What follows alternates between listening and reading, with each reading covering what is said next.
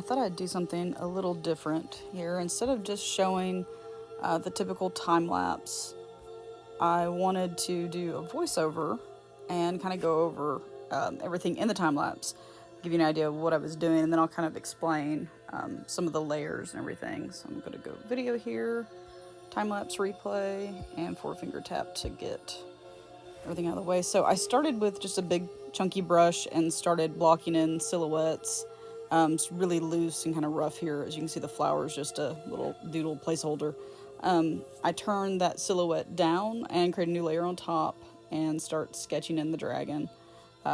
Start with this one. I ended up not being happy with this pose. It looked too awkward. I couldn't get it right. But I go ahead and you can see here, just sketch it out completely. Really, still a very rough sketch though, and not adding in too much detail. And I end up changing the design for the wings too. Didn't like that, so go back and do a different silhouette. This one I end up not liking. It was too static. It didn't look like there was any kind of movement. And the dragon, not a very dynamic pose. And you can see here, same thing, turn the silhouette down. Started sketching on top, and I changed the wing design to be a Texas swallowtail or a black swallowtail. I end up liking the wings a lot better, but again, I changed the body because still not happy with that pose. So same thing, doing the silhouette and just very loosely kind of getting the pose. And then turn that silhouette down and start sketching on a new layer on top. The sketch at this point is just still very rough and loose. And here I kind of struggle with the back legs. Never can seem to get back legs to really look correct. Using dog's legs for reference is always helpful. And again, the sketch is not perfect here. It's very, very loose. And I kind of go outside the silhouette, which doesn't really matter too much. Sketching in the wings. I go in over that initial silhouette, and then I turn the silhouette off, and here I go and clean up the sketch, just erasing stray lines and kind of fixing shapes and things like that. And then I sketch in the flower, kind of again loose, messy sketch. I decided to do a zinnia, which is a really pretty flower, and there's a ton of them blooming around here right now, so I thought this would be a nice little spring painting. And then with an outline brush on a layer underneath the sketch, I trace around everything and then just fill it in with one solid color. Above that, I do a multiply layer, clipping mask down to the solid color and start adding in some shadows. Then I go back and on my color layer decide to add all the colors on one layer. Normally I do it on separate layers, but this time I was kind of experimenting with a little bit different techniques. So the belly and the wing color and eventually the horns and the back spike are all one layer. And there I was going back and kind of blending stuff out. I think I messed up, I had it on the wrong layer or something. And then I do the eye on its own layer, add in a little highlight for the eye, go back and do the horns and the back spikes.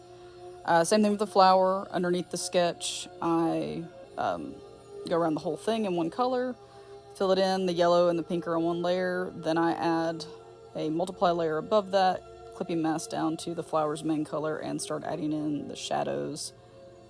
I do 2 layers of shadows for the flower, and then I do the same with the stem, couple of layers there. And then going back to the dragon, I add another layer on top, clipping mask it down, and change that layer to overlay. And with a textured brush, I believe this was the chalk brush, I go in and add some of the initial highlights and lighten different places up. Do quite a few highlights in the wings to give that really nice kind of fuzzy texture that butterfly wings have. And then add some highlights to the dragon's body with the soft blend airbrush. And then go back, add a few darker shadows. And then I'd forgotten to do those other back spikes, so I go back and do those.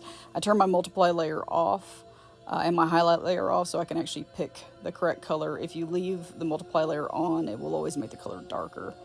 And in between the dragon's main body color and the multiply layer, I add in another layer and add some little white speckling kind of textures for scales. I set that layer to overlay as well. And I go back to my highlight layer and I add some pink to the feet and hands as kind of like a reflected highlight off of the flower. And you can see I've also turned the background green. For the background, I just use a really big square brush and block in some colors. Then I Gaussian blur that layer to around 10 to give that nice kind of depth of field look. I add a new layer on top of everything for the dragon and add in some brighter highlights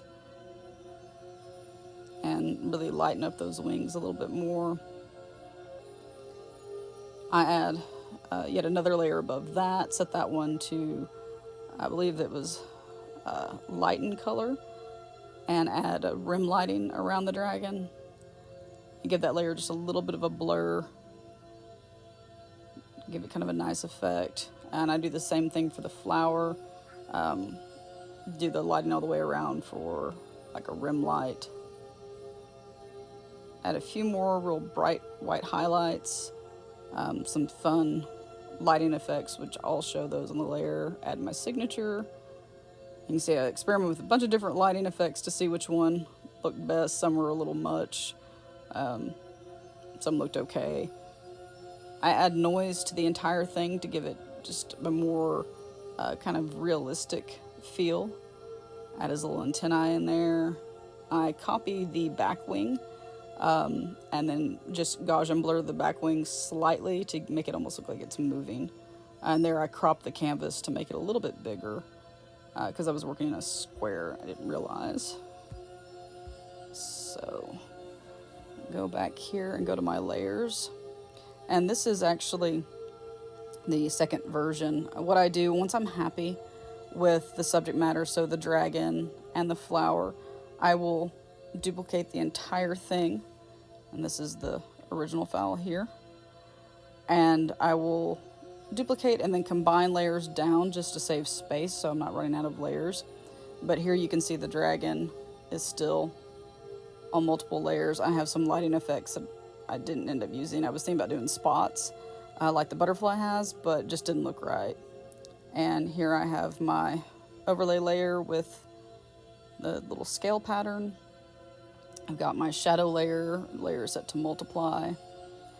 And then another thing I did to just kind of tone everything down to make the colors look less saturated, I do a layer that's a solid color. So I picked the brown that's in the dragon's wings, and then I make that a mask. As you can see, here's the layer mask there. And using a soft airbrush, I basically erase some of that brown color away. So like the areas I wanted to be brighter, like the tail and the face and parts of the wing. And it's a subtle effect, but here he appears way too bright. And then just that little subtle layer kind of tones everything down. And here's a layer for his eyes. And then this is the first highlight layer, overlay layer, you can see there. And I do a couple of different overlay layers, areas that just need to be a little bit brighter. Then I do the rim lighting just on a normal layer. And then additional rim lighting, again, just the layer set to normal.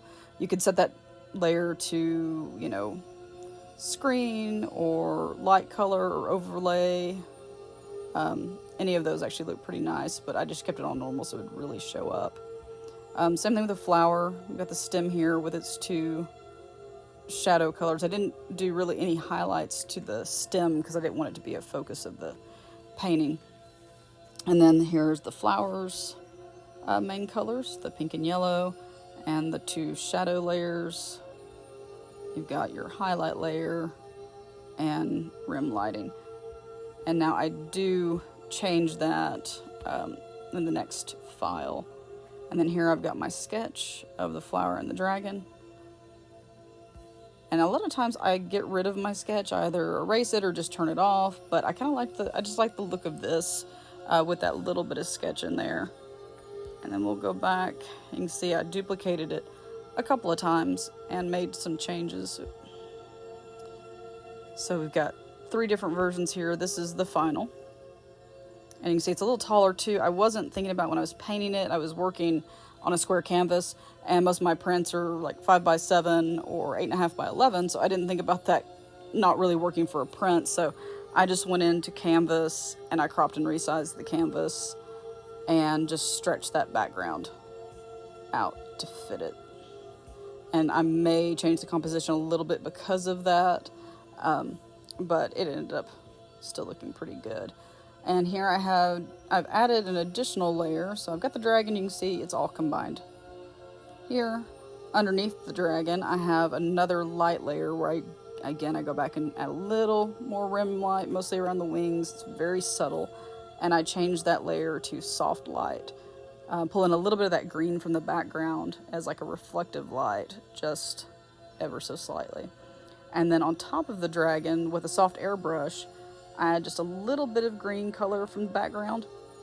It's very, very subtle, but it makes a big difference. I do it kind of the tip of the wing, a little bit over the tail, and it really makes the dragon look like he's more part of the background rather than just looking like he's been cut out or something, which I'll probably go back and do some of that to the flower because it still needs a little bit more work. I think the flowers are just a little bit too dark.